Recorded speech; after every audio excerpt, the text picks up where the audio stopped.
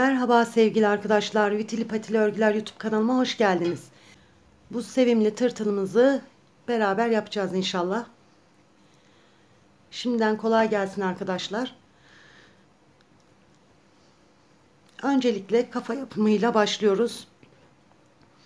Yine sihirli halkamıza 6 sık iğnemizi yapalım arkadaşlar.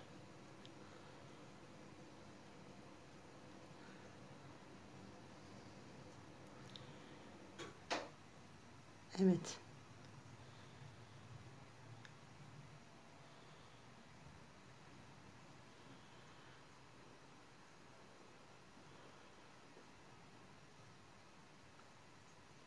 Altı sık iğnemizi yaptık arkadaşlar. Birleştirelim. Bir tane ayraç ayarlayayım ben. Yer belirleyici ipimizi aldık arkadaşlar.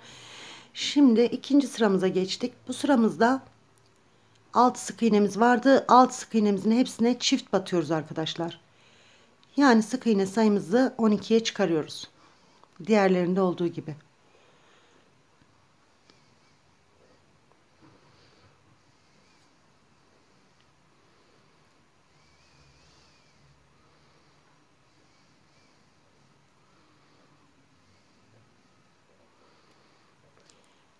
Evet.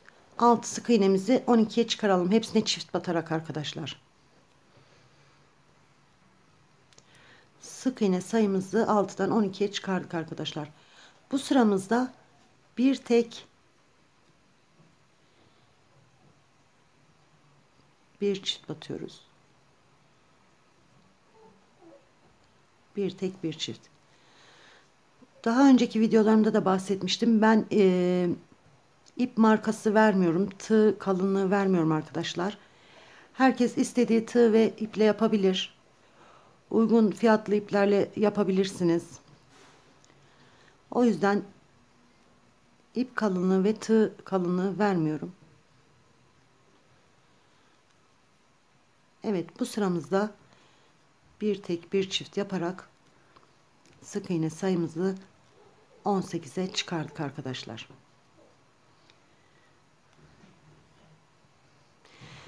Bir sonraki sıramızda iki tek bir çift yapacağız arkadaşlar. İki sık iğne bir çift yapacağız. Yani sıradaki sayımızı sık iğne sayımızı 24'e çıkaracağız. Şimdi bu sıramızda 3 tek bir çift yaparak sık iğne sayımızı 30'a çıkarıyoruz arkadaşlar.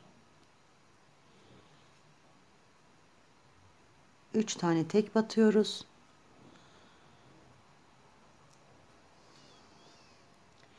Bir tane çift batıyoruz. Sıra sonuna kadar. 3 tek bir çift yaparak sık iğne sayımızı 30'a çıkarmıştık arkadaşlar. Şimdi bu sıramızda 4 tek bir çift yapıyoruz. 4 tek bir çift. Çok yaşa yavrum. 4 tek bir çift yaparak sayımızı 36'ya çıkarıyoruz arkadaşlar.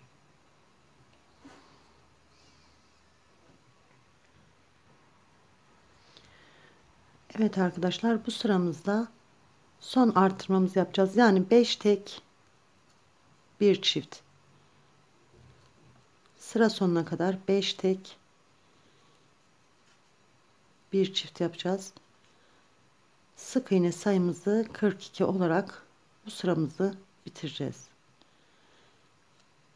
5 tek bir çift. 5 tek bir çift yaparak sıramızı tamamladık. Ve 42 sık iğneye ulaştık arkadaşlar. Şimdi bunu 42 sık iğne olarak her sık iğneye tek batarak artırma eksiltme yapmadan 9 sıra düz örüyoruz. 42 sık iğne olarak 9 sıra düz örüp gelelim arkadaşlar.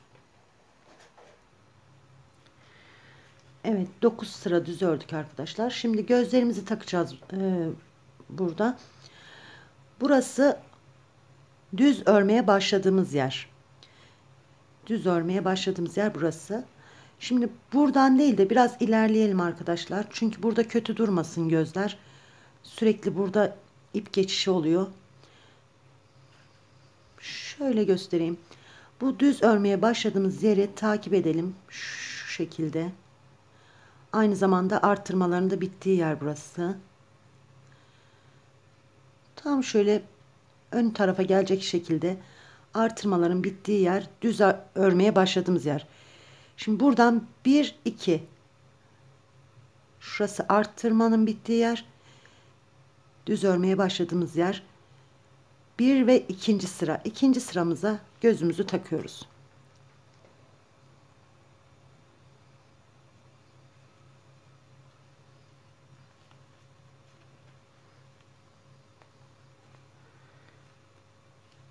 Şu şekilde.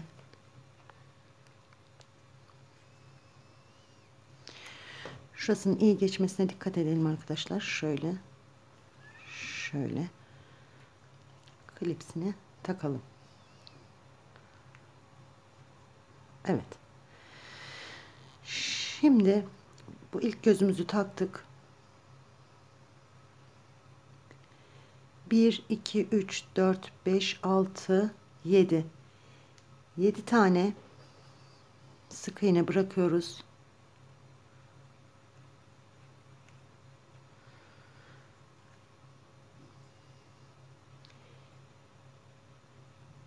Bir, ikinci sıraya buraya gözümüzü yine takıyoruz, diğer gözümüzü.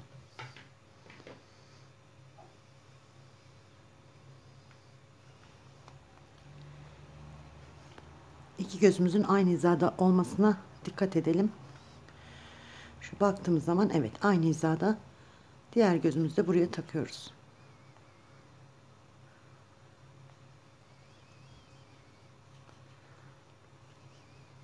Evet. Şimdi arkadaşlar gözlerimizi taktık. Eksiltmelere başlıyoruz. Sıra başındayız şimdi. Arttırdığımızın tam tersini yapacağız. Şimdi de 5 sık iğne, bir eksilt yapıyoruz.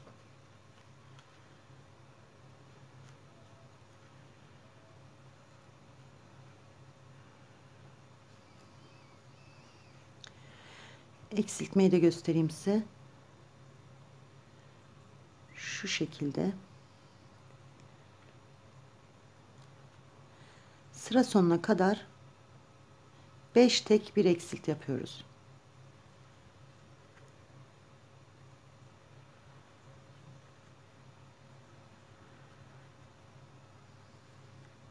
Beş tek bir eksilt.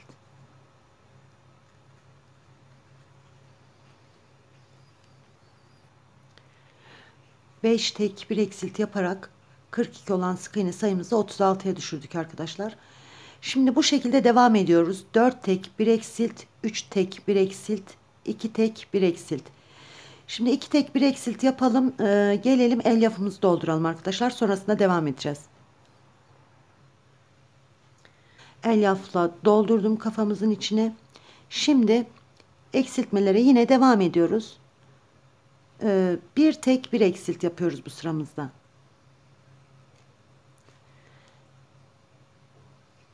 Bir tek bir eksilt.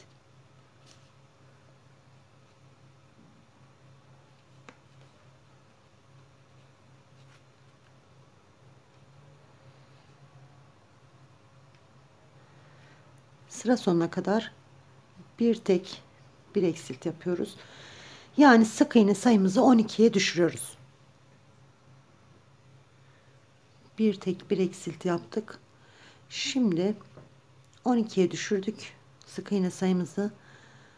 Bu sıramızda hepsini keseceğiz arkadaşlar. Yani peş peşe şu şekilde 6 tane eksiltme yapacağız. 1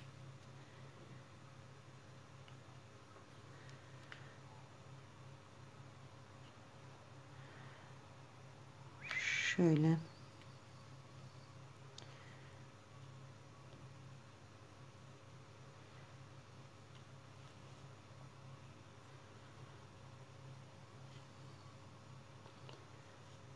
2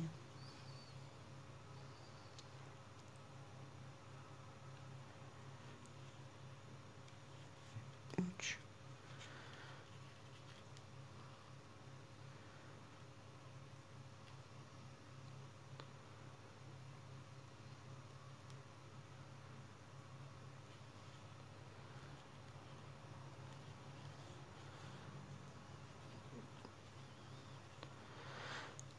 4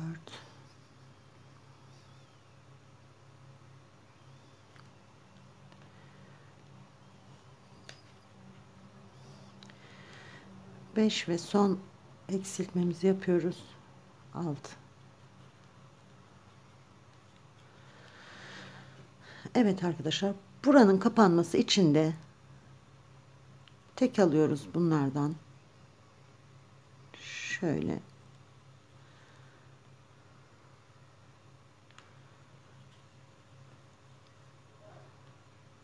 şu şekilde tek alıp hepsini birden çekerek bir zincir burayı kapatıyoruz arkadaşlar.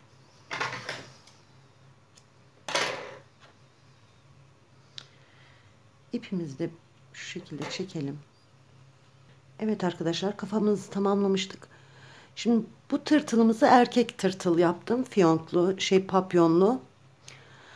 Bunu da yanına eş olsun diye kız tırtıl yapacağım. Kız çocukları bu tarz şeylerden çok hoşlanır. O yüzden ufak birkaç kirpik yapacağız. Ve dudak rengini de pembe yapalım.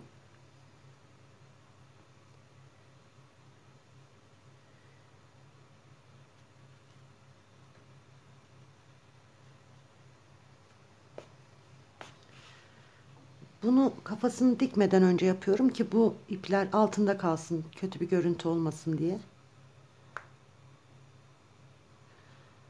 Tam gözün dibinden batalım. Evet arkadaşlar.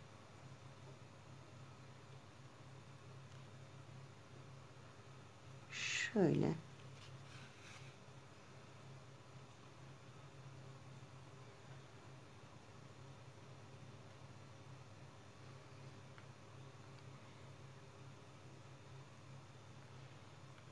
Yine dibinden batıp çok uzun kirpikler olmasına gerek yok. Şöyle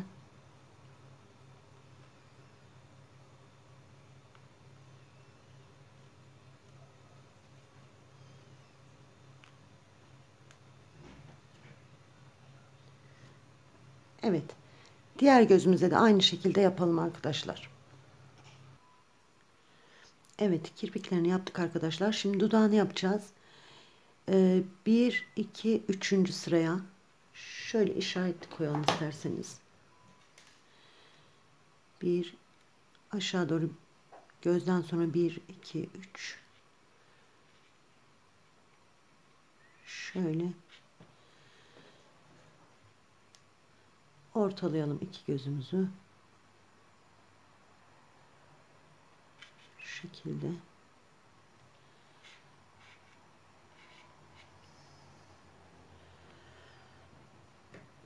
Bu şekilde arkadaşlar. Sanki bunu biraz daha buraya alalım. Aradaki sık iğne sayımız 1, 2, 3, 4 olsun. Yine buradan girelim.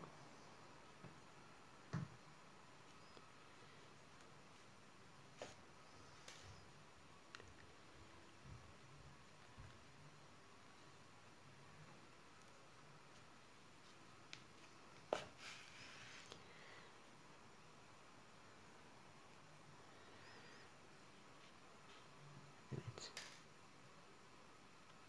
Buradan giriyoruz. Tam ikisinin ortasına gelecek şekilde şuradan bir alttaki sık iğneden şuradan çıkıyoruz arkadaşlar.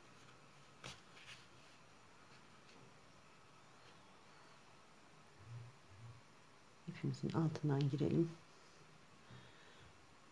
Evet, şu görüntüyü verelim. İpimizi yine çıktığımız yerden tekrar alta alalım. Evet, ağzımızda yapmış olduk arkadaşlar. Yine ipimizi burada sıkılaştıralım.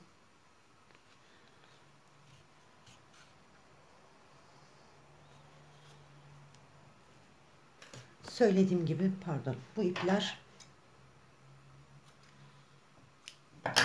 şu şekilde altta kalacağı için görünmeyecek. Arkadaşlar, sevimli tırtılımızın gövde yapımına geçiyoruz.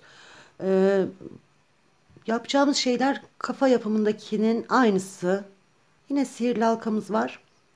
Halkamıza 6 sık iğnemizi yapalım arkadaşlar.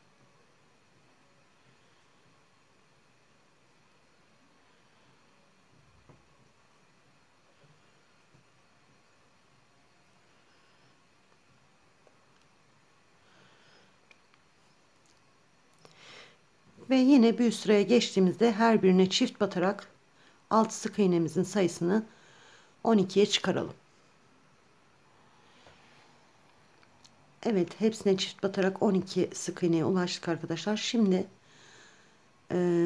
yine aynı şekilde kafamızdaki gibi, kafa yapımındaki gibi bir tek, bir çift, iki tek bir çift, üç tek bir çift, 4 tek bir çift ve 5 tek bir çift olarak yapalım arkadaşlar. En sonunda 42 sık iğneye ulaşıyoruz. 5 tek bir çift yaptığımızda 42 sık iğneye ulaştığımızda gelelim.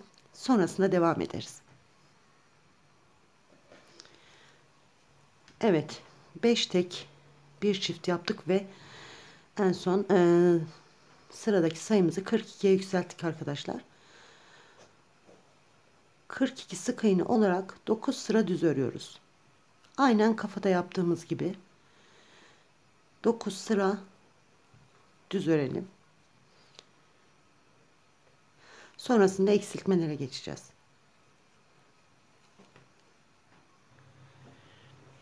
Evet, yine 9 sıra düz ördük arkadaşlar. Eksiltmelerimize geçiyoruz. Şimdi 5 sık iğne bir eksilti yapıyoruz.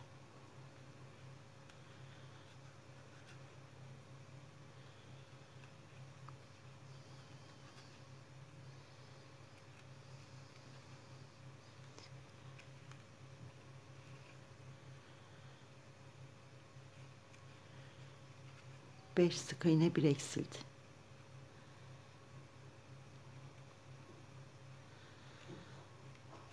Bu sıramızı 5 sık iğne bir eksilt yaparak tamamlayalım. 5 sık iğne bir eksilt yaptık arkadaşlar. Şimdi bir sonraki sıramızda 4 sık iğne bir eksilt.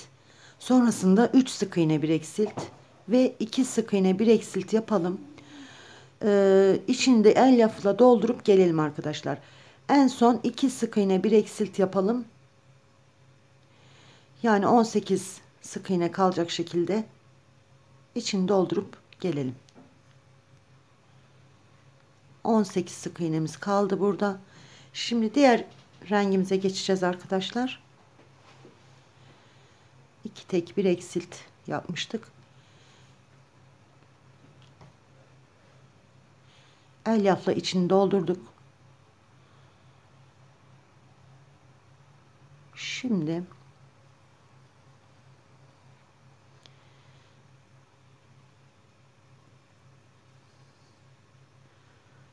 bu rengimizi de kapatıyoruz.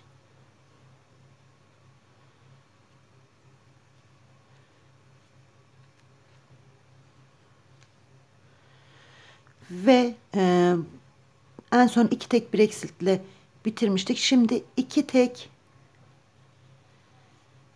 bir artır yapacağız bu sıramızda.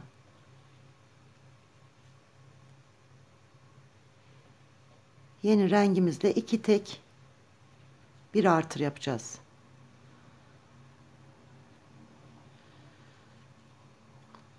Sıra sonuna kadar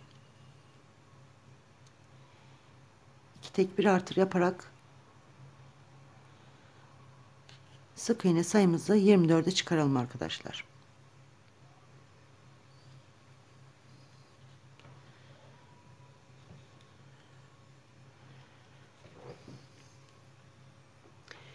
2 tek bir artır yaparak 24'e çıkarmıştık sayımızı. Şimdi bu sıramızda 3 tek bir artır yapıyoruz ve sayımızı 30'a çıkarıyoruz.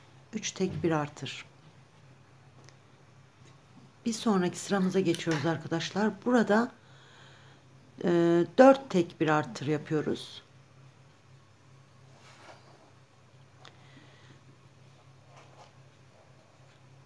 Dört tek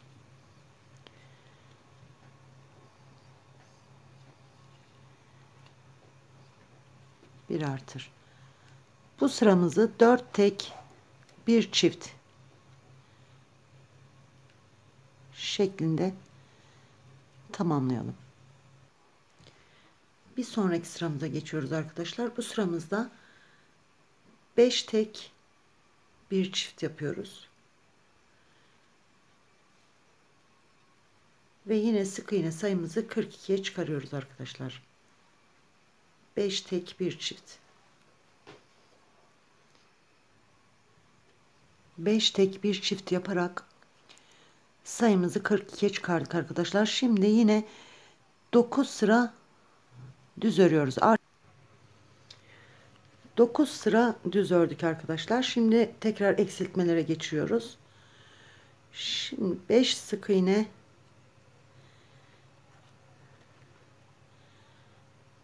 bir eksilt yapıyoruz.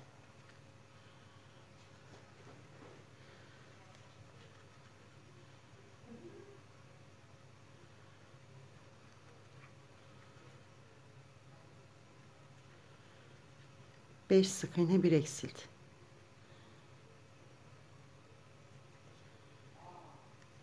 Bu sıramızı 5 sık iğne bir eksilt yaparak tamamlayalım. 42 olan sık iğne sayımızı 5 tek bir eksilt yaparak 36'ya düşürdük arkadaşlar. Şimdi bu sıramızda 4 tek bir eksilt yapıyoruz ve sık iğne sayımızı 30'a düşürüyoruz. 3 tek bir eksilt yapacağız. Yani sayımızı 24'e düşüreceğiz arkadaşlar. Sıra sonuna kadar 3 tek bir kez yapıyoruz. 3 tek bir eksilt.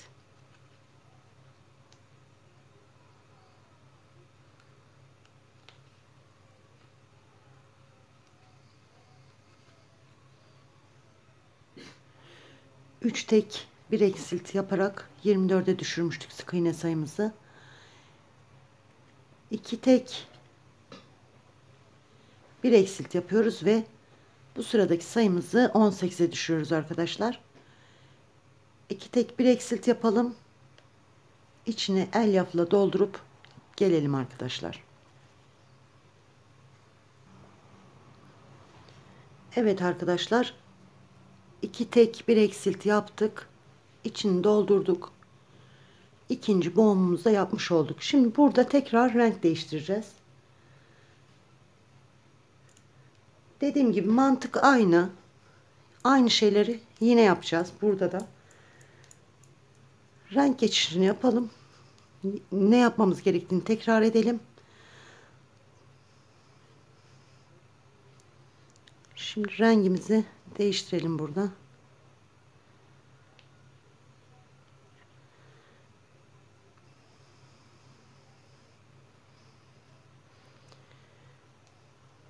Evet. Burada 2 tek bir eksilt yapmıştık en son. Şimdi 2 tek bir artır yaparak 18 olan sık iğne sayımızı tekrar 24'e çıkaracağız arkadaşlar. Aynı mantık dediğim gibi. Sonrasında 3 tek, 4 tek ve 5 tek bir artır yapacağız. 42'ye çıkaracağız en son. 9 sıra düz öreceğiz. Tekrar 5 tek bir eksilt olarak eksiltmelere başlayacağız. Yine 2 tek bir eksilt kalana kadar, sonrasında yine renk değiştireceğiz. Bu boğum sayısını, şunları istediğiniz kadar yapabilirsiniz. Kısa olsun diyorsanız 4, uzun olsun diyorsanız 6. Ben 5 tane yaptım. Bunda da aynısını yapacağım. Buradaki yaptıklarımızın aynısını yaparak devam edelim. İstediğiniz sayıya ulaştığınız zaman gövdeyi bitirmiş oluyoruz. Gövdenin sonunda kapatmayı göstereceğim yine. Kafada yaptığımız gibi buradan kapatacağız. Şimdilik örelim arkadaşlar. İstediğiniz kadar bu toplardan yapabilirsiniz. Yapıp gelelim. Evet arkadaşlar, sevimli tırtılımızın gövdesini tamamladık. Ben 5 boğum yaptım. Bunda da aynı yapmıştım. Siz isterseniz 4 ya da 6 yapabilirsiniz. Şimdi sonuna geldik. En son burada 2 tek 1 eksilt yapmıştık ve sayımızı 18'e düşürmüştük. Şimdi bir tek 1 eksilt yaparak buradaki sayımızı 12'ye düşürüyoruz.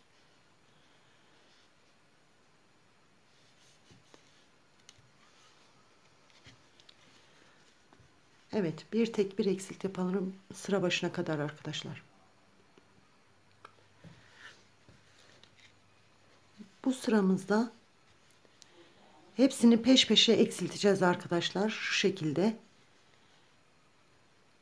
6 kez böyle eksiltme yapacağız. Ve 12 sık iğnemizi burada 6'ya düşüreceğiz arkadaşlar. 6 keseceğiz.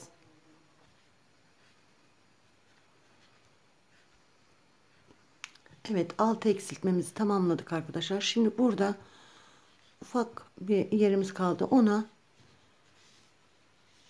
tek alarak şu şekilde bütün sık iğnelerden tek alarak tek bir seferde çekelim. Burayı kapatalım arkadaşlar. Şöyle.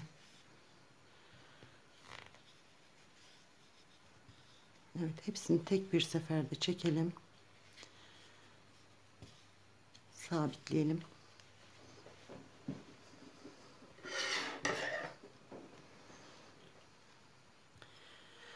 Buradan keselim arkadaşlar. Buradaki ipimizi de içeri doğru çekelim. Şöyle düzgün dursun diye. Evet arkadaşlar. Minik tırtılımızın gövdesini bu şekilde tamamladık. Kafamızı dikeceğiz. Şöyle buraya dikeceğiz kafamızı. Sabitleyelim.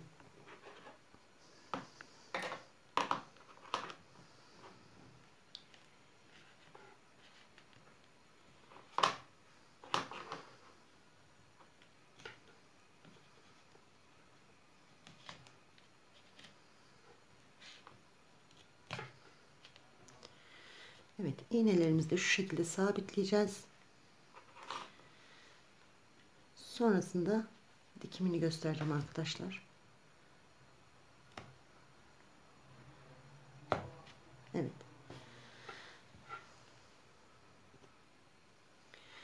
Evet, kafamızı sabitledik bu şekilde arkadaşlar. Şimdi bir kafadan, yalnız kafamızın da şuradaki sık iğneden alıyoruz.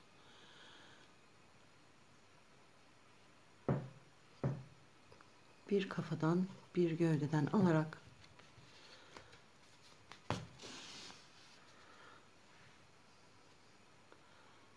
aynı hizadan gidersek şöyle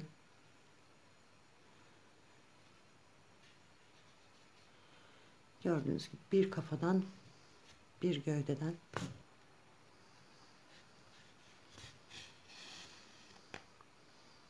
evet, sıra sonuna kadar gelelim arkadaşlar bu şekilde dikerek. Kafasını diktik arkadaşlar. Ben şu boyun çevresine birkaç kez ipimi doladım. Daha sıkı dursun diye, bir de boynundaki bu çizgi belirgin olsun diye. Sonra ipimizi şöyle sabitleyelim arkadan.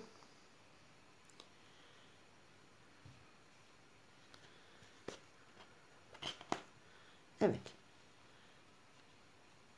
Ve kesip kaybedelim arkadaşlar, ipimizi saklayalım.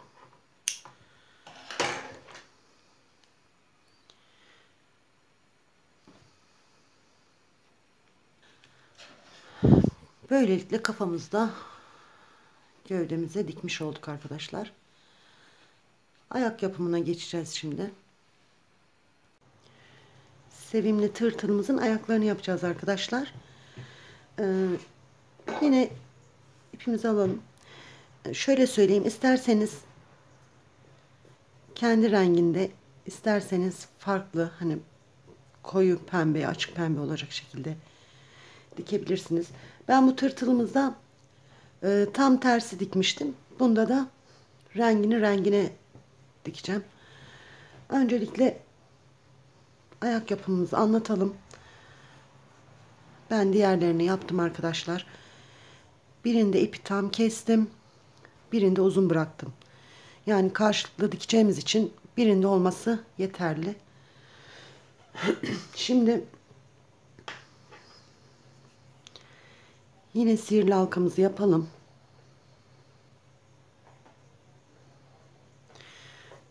Ve sihirli halkamıza 6 tane sık iğne yapalım arkadaşlar.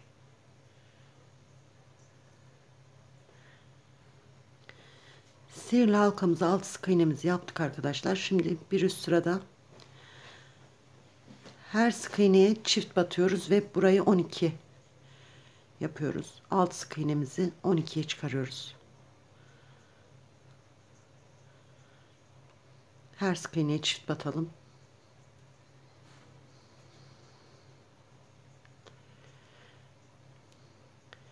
Ve sık iğne sayımızı 12'ye çıkaralım arkadaşlar. Evet, ikinci sıramızda her sık iğneye çift batarak sık iğne sayımızı 12'ye çıkardık arkadaşlar. Şimdi üçüncü sıramızdayız. Burada 5 tane sık iğne yapalım.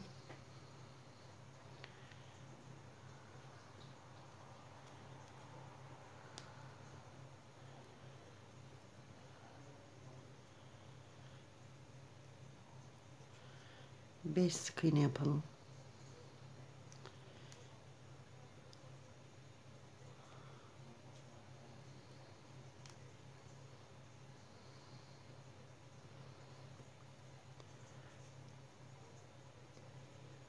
Bir tane çift batalım arkadaşlar.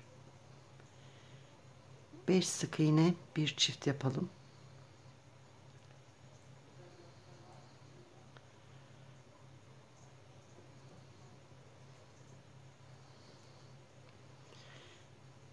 Yine 5 sık iğne.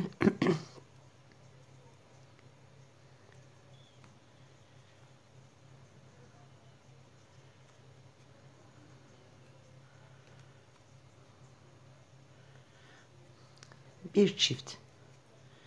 Yani 12 olan sık iğne sayımızı burada 14'e çıkarmış olduk arkadaşlar. 5 sık iğne, bir çift.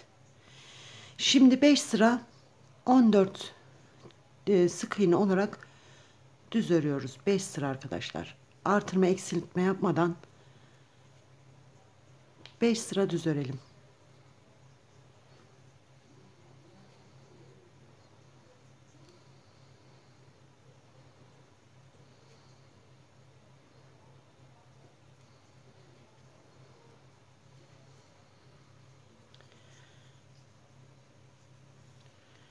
Evet arkadaşlar, 5 sıra düz ördük ve ayağımızı bitiriyoruz.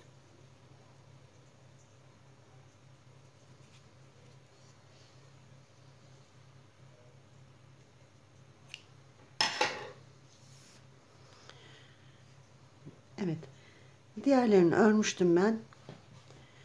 Şimdi arkadaşlar dikme işine gelelim. Ayaklarımızı, her boğuma 2 tane ayak dikeceğiz. Şöyle sabitleyelim. Şimdi tam arkasına denk gelen yere ayaklarımızı yan yana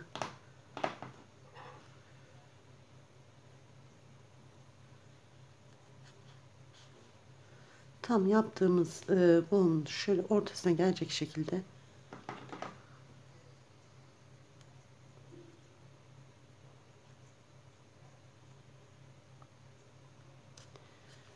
Evet, simetrik bir şekilde dikeceğiz arkadaşlar. Birini uzun bırakmıştık ipini, birini kısa. İkisini de aynı iple dikebilmek için.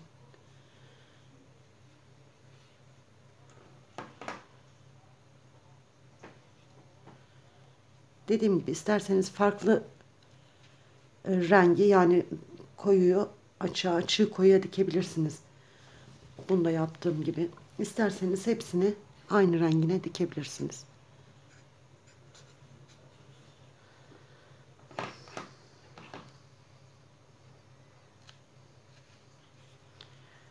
Şöyle yerlerini belirledim.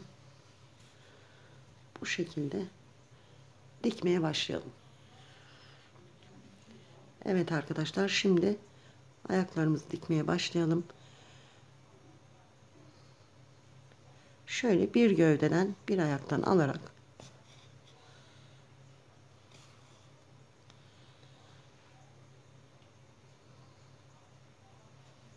ayaklarımızı gövdemize dikelim.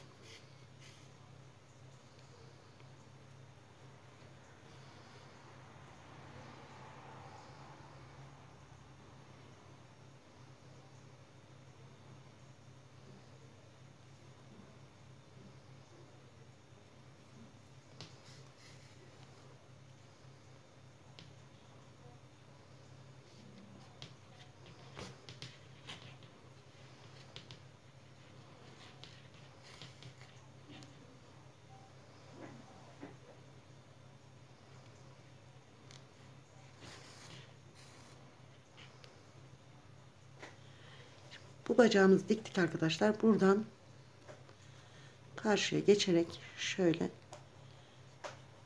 diğer bacağımıza devam edelim. Yine bir bacağımızdan bir gövdeden alarak dikmeye devam edelim.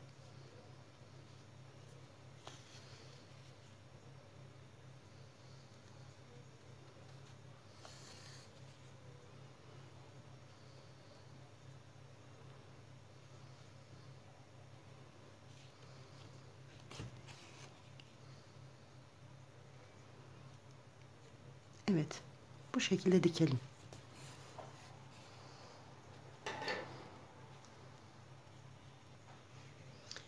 İçlerini bu şekilde doldurduğumuz ayaklarımızı gövdemize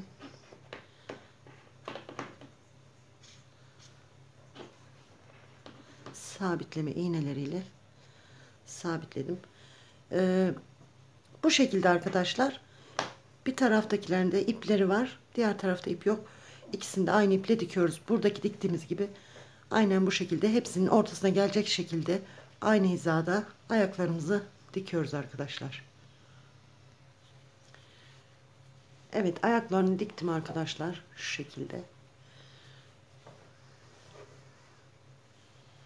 Şimdi antenini yapacağız. Daha önce ben bir tanesini yaptım şu şekilde. Şimdi diğerini yapalım.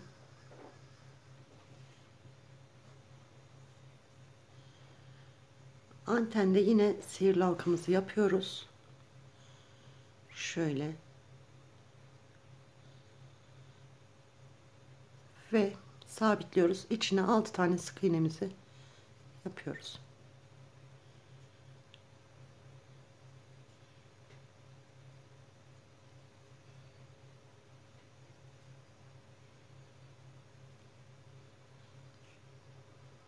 Birleştirelim.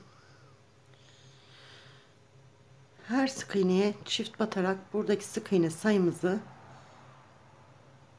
12'ye çıkarıyoruz arkadaşlar. Her sık iğneye çift batıyoruz.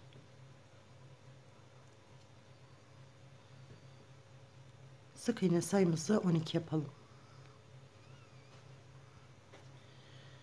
Evet, 12 sık iğne yaptık arkadaşlar.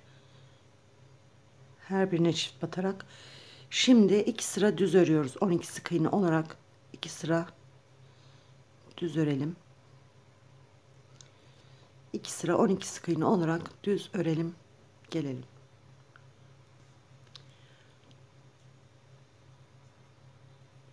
12 sık iğne olarak 2 sıra düz ördük arkadaşlar. Şimdi bu sıramızda peş peşe 6 tane eksiltme yapacağız. Ve sık iğne sayımızı 6'ya düşüreceğiz. 1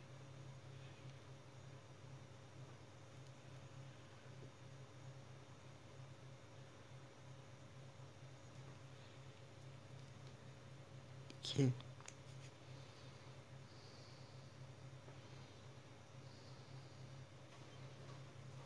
3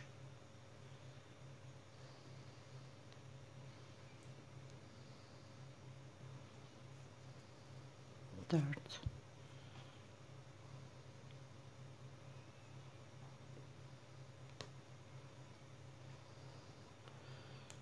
5 ve 6.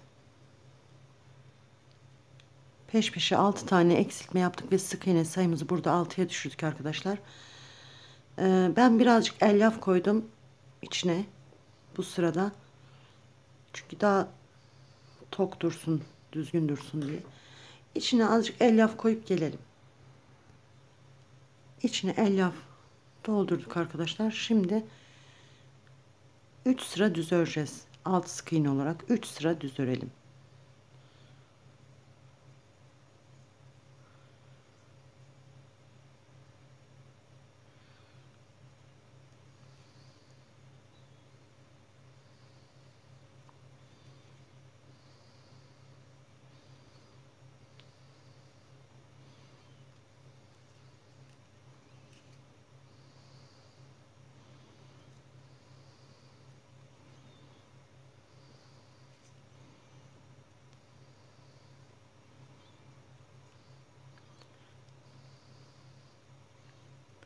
Evet, 2 sıra daha örelim arkadaşlar.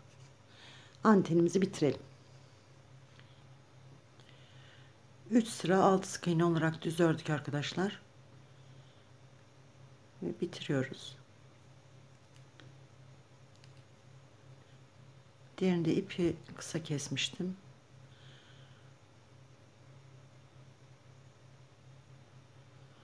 Bunu da uzun keselim arkadaşlar. Dikmek için.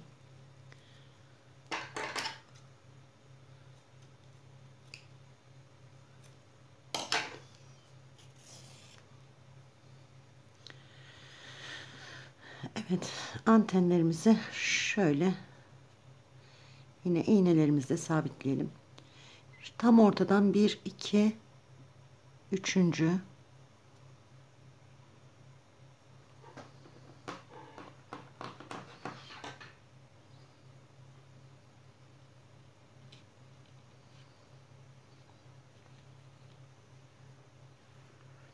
bir iki üçüncüye, diğerini de aynı şekilde 1 2 üçüncüye şöyle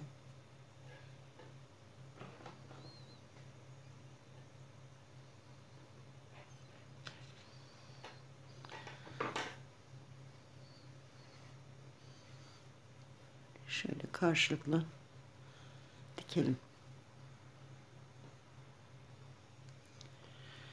Arkadaşlar yine aynı şekilde bir kafadan bir antenden alarak dikelim.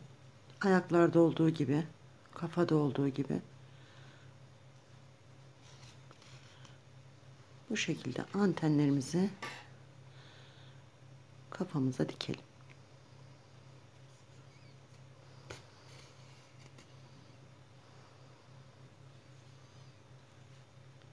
Simetrik bir şekilde sabitleyip dikelim arkadaşlar. Evet arkadaşlar, şimdi fiyongunu yapacağız tırtılımızın. Şimdi tekrar gösteriyorum. 1 2 3 4 5 zincir çekiyoruz.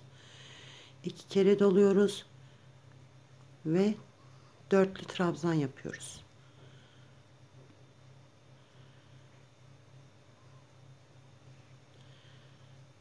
Dörtlü trabzan,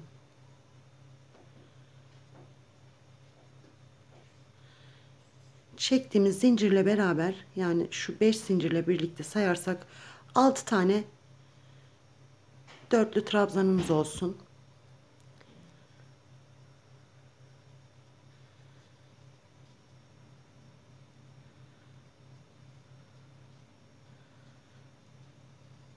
Evet.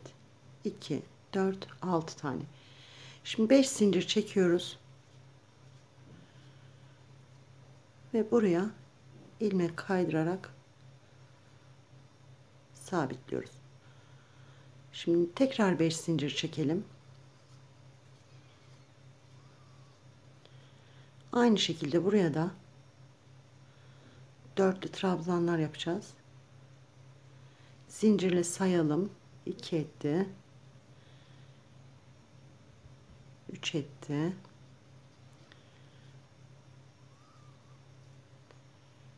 4,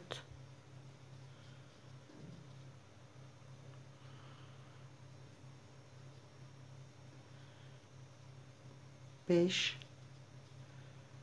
ve 6. Sonrasında yine 5 zincir çekerek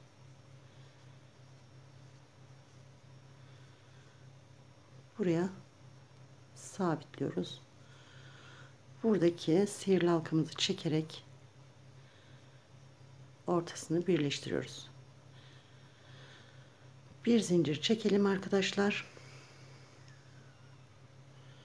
Fiyongumuzu yaptık. Şimdi bu uzun bıraktığımız iple birkaç kez ortasına dolayalım. Oradaki ufak deliği kapatmak için. Tam ters istikametten diğer ipimizde dolayalım. Arkada düğümleyelim arkadaşlar. Arkadaşlar bu erkek tırtılımızda, o yüzden fiyonk şeklinde yaptık. Yani papyon şeklinde.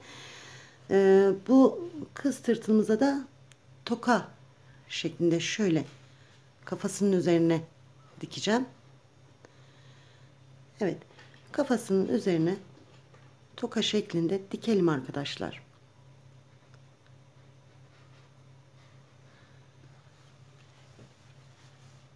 Toka şeklinde fiyonkumuzu kafasına diktik. Yalnız boyun kısmı boş kaldı. Süslü bir bayan hanım tırtıl yapalım. Ben şöyle evde bulunan boncuklardan ipe geçirdim arkadaşlar. Bunu boynuna bağlayacağım. Şu şekilde.